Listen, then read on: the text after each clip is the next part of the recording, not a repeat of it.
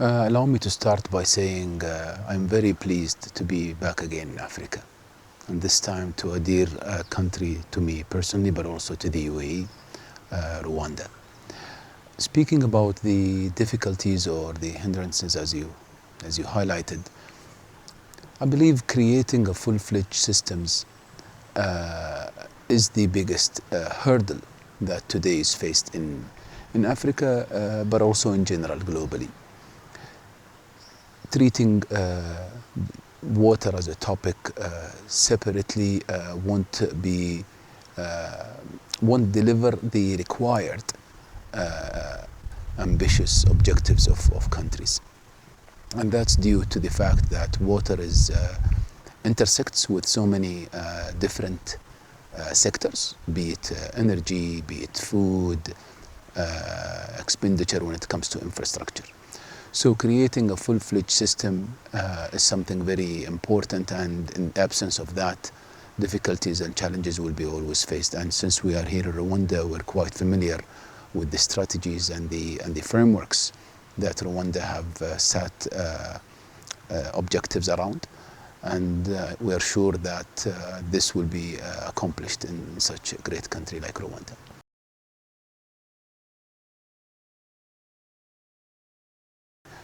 Rwanda and the UAE has a great bilateral relationship.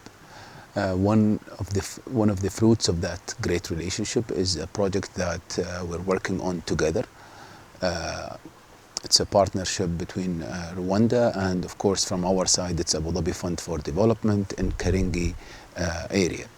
So that's one of the projects where the UAE is committing to this project with Rwanda. It was announced, I believe, last year. But also our hand is always extended to our friends in Africa to collaborate and to partner in such important topics such as water. But that's when it comes to deploying projects and partnerships. One of the things also needs to be addressed in Africa in general is, as I said earlier, setting up a framework, setting up strategies with monitoring KPIs through all the way till these objectives are met, and then of course start from there to upgrade and achieve more ambitious targets. I have to say, the room for improvements is always a target. This is how we are operating in the UAE. Continuously we are applying, we're setting up our objectives and targets, achieve them, set more difficult and challenging one, utilizing latest technologies, but also deploying on the ground has been our areas of focus for the past period of time, I have to say.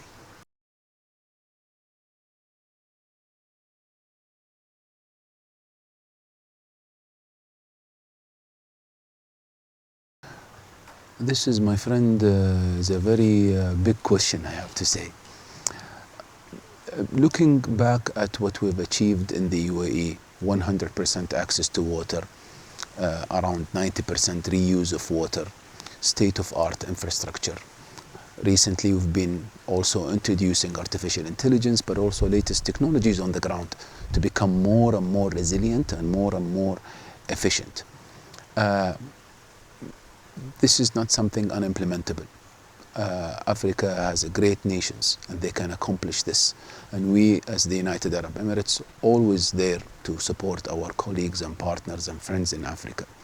So how to achieve this in Africa? I think I would start by saying setting up strategies and frameworks, identifying a challenge, drawing a baseline on where we are today in Africa and where do we want to be. That's very important. The second challenge, which is something I cannot ignore, is capital, finance. Financing these projects is very essential. Today there are multiple financing mechanisms in place through MDBs, multilateral development banks, but also through other funds such as Abu Dhabi Fund for Development, who's willing always to work in Africa. The third item contradicts the second one. It's not always the case that capital is an issue or lack of capital is the issue, but also capacity and knowledge and know-how on how to deploy and implement these strategies in order to respond to the needs of each country, but also for Africa in general, is something very important. Knowledge transfer, capacity building, capital, strategies and objectives. These are the elements that can define the success on elevating accessibility to water, but also the infrastructure in Africa in general from my point of view.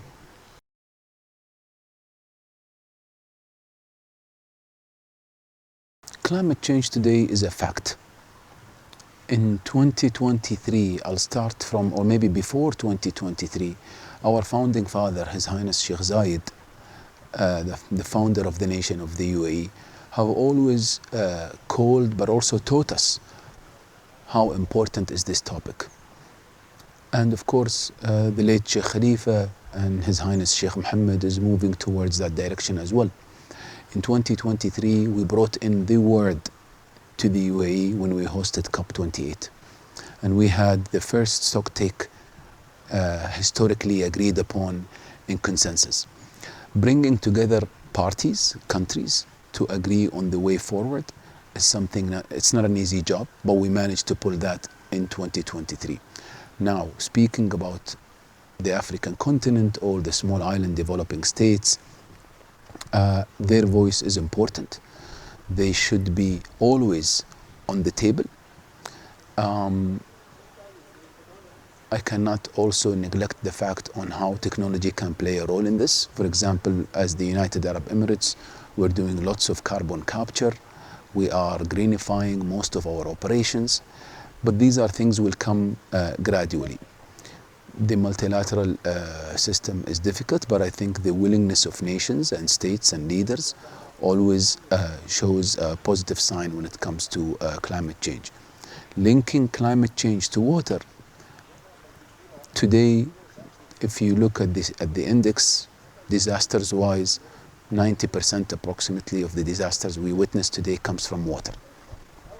The adaptation chapter within the climate change agenda is among the most important ones. They're all important, of course, but this has a direct, tangible impact that we live and we see and we witness every day globally.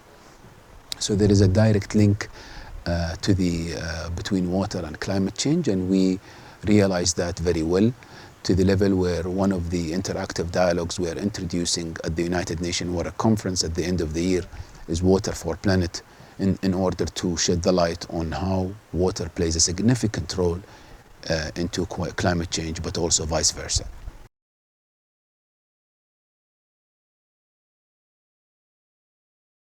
As I said earlier, we have a full-fledged interactive dialogue that's concerned, it's called Water for Planet, co-chaired by Japan and Egypt.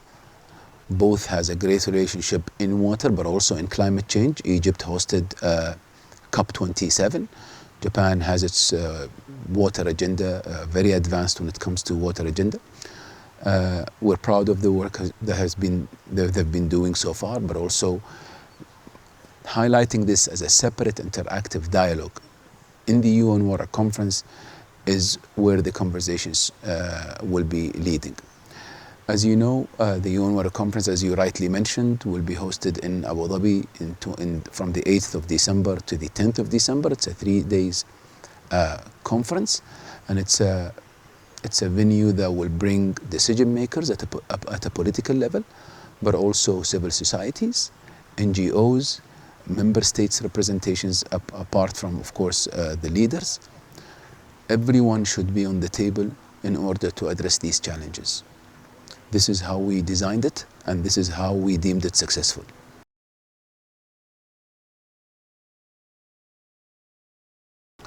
Abu Dhabi Water and Power Week is part of the UN Water Conference.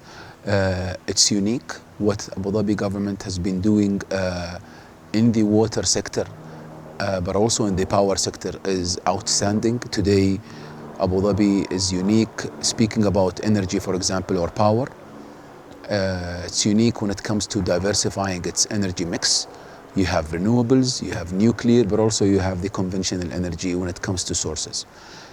Speaking about water, Abu Dhabi water agenda is very efficient. It's among the most efficient rates in water transmission, but also distribution globally. Abu Dhabi dedicated the first ever Abu Dhabi Water and Power Week to be focused on water, and it will be part of the United Nations Water Conference, where we will be showing solutions, innovative technologies, but also innovative solutions, the AI-enabled tools around the whole spectrum of the water sector. But also there will be announcements where we, and that's not only Abu Dhabi, but across the UAE, there will be announcements of projects, partnerships, because the UN Water Conference in Abu Dhabi at its heart focusing on implementation. Enough talking, we focus on the implementation. And we are committed as the United Arab Emirates to do our own part, and hopefully we see other member states follows the same, but also we want to inspire others to start acting on the ground, because water is a basic human right to everyone.